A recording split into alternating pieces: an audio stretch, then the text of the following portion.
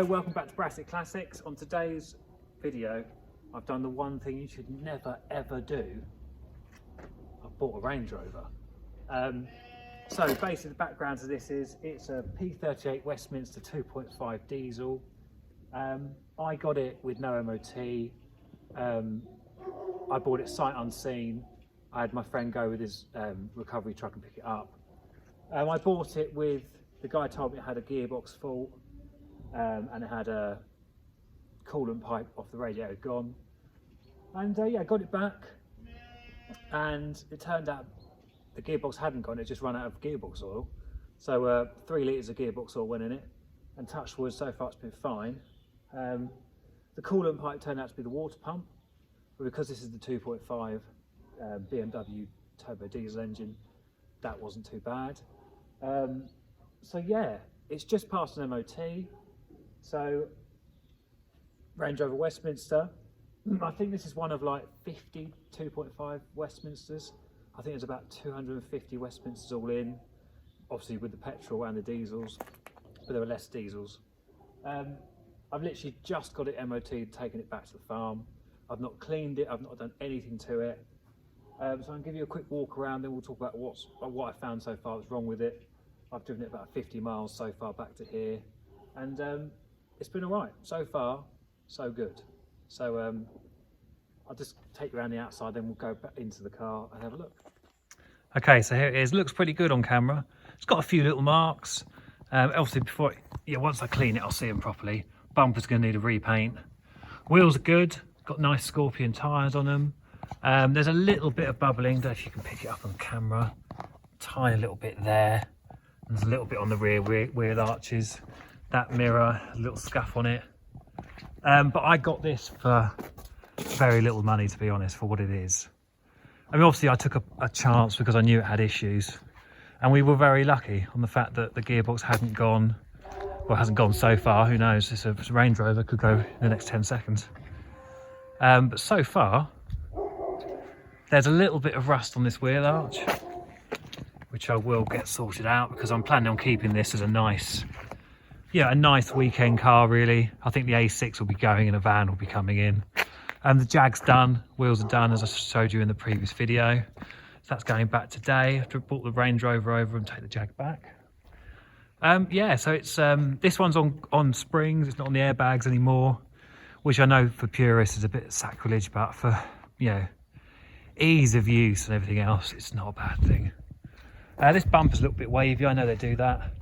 Got a tow bar. I've had a new exhaust put on it as well, forgot to mention that. It's had new exhaust, had new belts. There's a little crease, which Steve just noticed. Little crease there. And some marks, but that'll clean up, I think. Like I say, I've not touched this yet. And I won't be for a couple of weeks probably.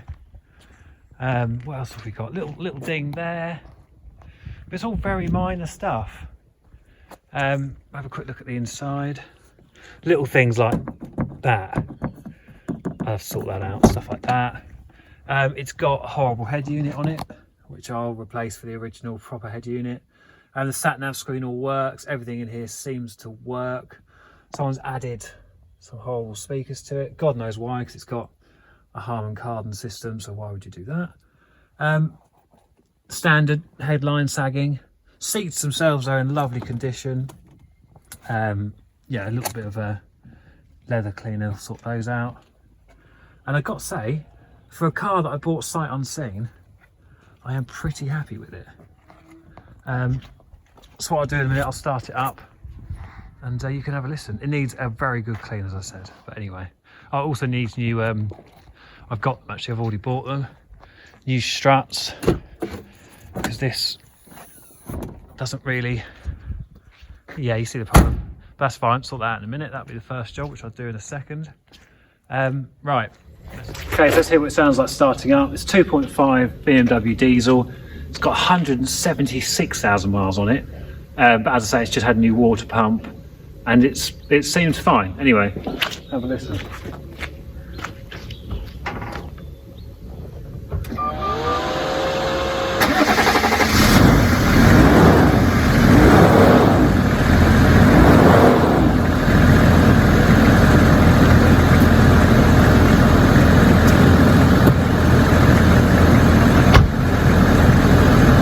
So yeah, it sounds nice and smooth, quite quiet.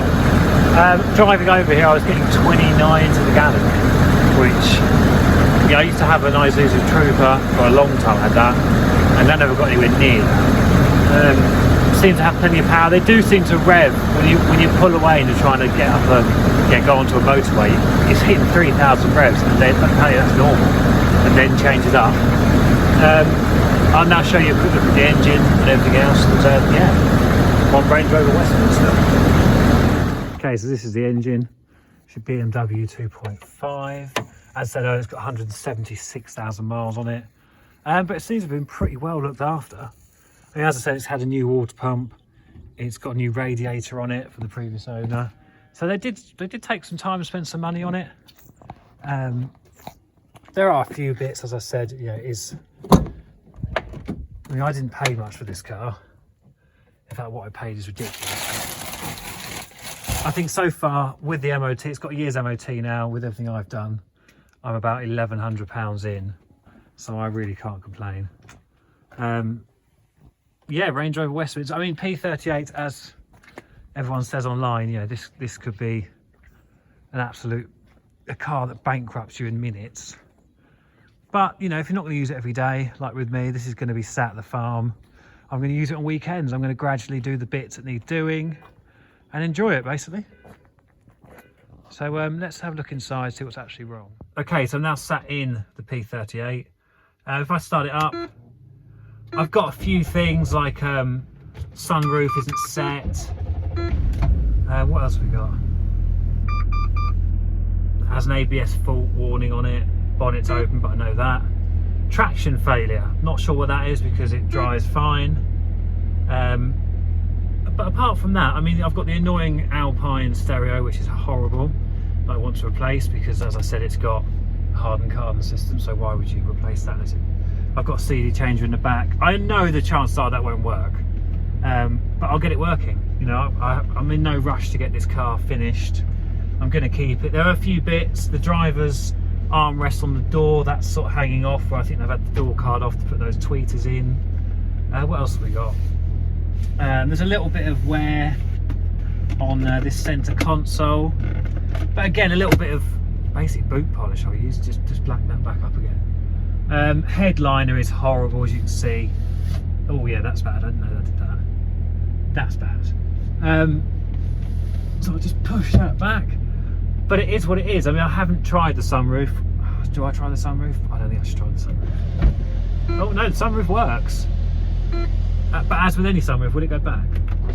Yeah, it's going back. It's working. It's actually working. Oh, it works. Actually, the sunroof works. I'm never going to use it again now, obviously, because it probably won't work again. Obviously, I've got all the stuff for the air suspension on the dashboard, but that's disconnected and has coils, which personally I'm not too fussed about. Air conditioning. Does the aircon work? I need to, the climate control, the driver's one's a bit sticky. I've got a flashing light on my aircon. What's that mean? Oh, stop flashing. Have I got cold air? Not really. Let's turn it up a bit. I don't. I'm going to say the aircon doesn't work, but who? Oh, maybe it does. I've got some on my feet. Right, maybe the aircon works, maybe it doesn't. Heated seats. Driver's one doesn't seem to work. Passenger one, we shall see. But again, these are minor things I'm not really that fussed about even. Yeah, if that doesn't work, so what? Do you know what I mean? So what? As I said, the sat-nav screen works. Everything I kind of need. The windows work, but they're a bit tired. The runners, it's sort of, they stick a bit and they're not brilliant. But this is a car from 2002. It's a 51 plate. You know, it's getting on a bit. You know, you're talking about 20 years old. So I'm not too upset, really. I mean, it's minor things that can all be sorted out, as I say, over time. The parts for these cars are not expensive. I've been amazed how cheap you can get parts for. And it's just going to be a case of a bit of a labour of love. The reason I wanted one of these is not because I wanted to be like, I've got a Range Rover, look at me. Because I think you kind of have to have a brand new one to do that.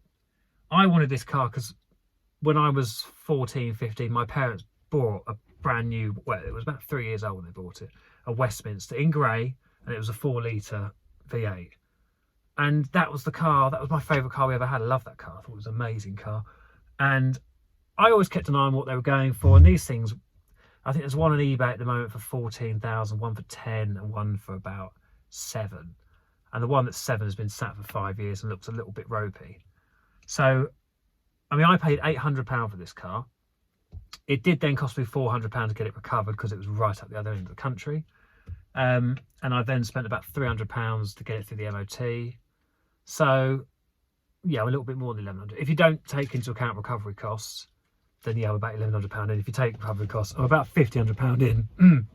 But I'm sat in a, you know, a Westminster P38 with 12 months MOT for £1,500.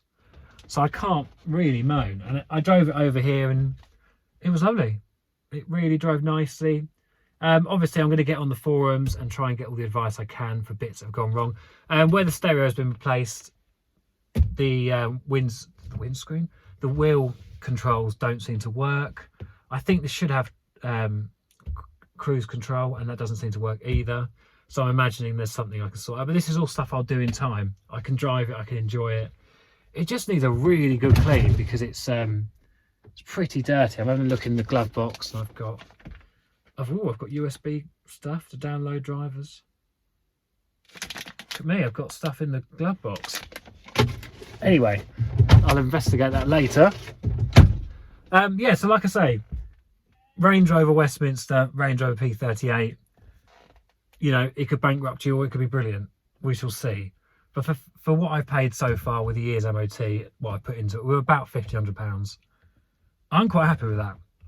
Ask me in 6 months, you know, if the gear, I mean, even if I did look into the cost of a replacement gearbox, and I was looking at probably 250 quid for a recon box, which isn't too bad. Anyway, in the next video, I'll start working on this and we shall be making improvements and clean it up.